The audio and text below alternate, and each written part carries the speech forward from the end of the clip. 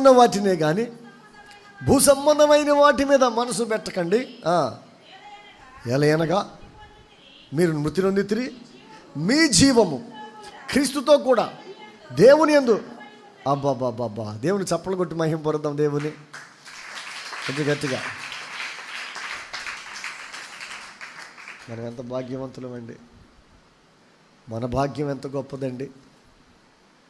మన జీవము క్రీస్తు యేసునందు దేవుని దగ్గర దాచిపెట్టబడి, మన జీవము దాచిపెట్టబడింది. మన ప్రార్థనలు అక్కడ దాచిపెట్టబడుతున్నాయి, మన కన్నీరు దాచిపెట్టబడుతుంది, మన పేరు దాచిపెట్టబడుతుంది. మనం ఎంత భాగ్యవంతులం అంటారు, మనం ఎంతటి ధన్యులం అంటారు. అందుకనే పాత్రలోనే ధూప ద్రవ్యాలతో నింపబడిన పాత్రలు, ఆ పాత్రలో నీ ప్రార్థన ధూపం లేకపోతే, నీ ప్రార్థన ధూప ద్రవ్యం అక్కడ లేకపోతే పరలోకంలో నీకు చోటు ఉండదు. గుర్తుపెట్టుకోండి,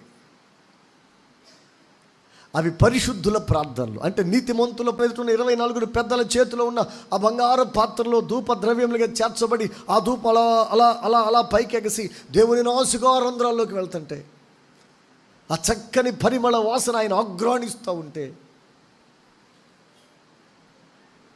అది దేవునికి ఎంత ఇంపుగా ఉంటుందో కదండి. అందుకనే దేవునికి ఇష్టమైన ఆ ప్రార్థన చేయటం ఎప్పుడు మర్చిపోకూడదు.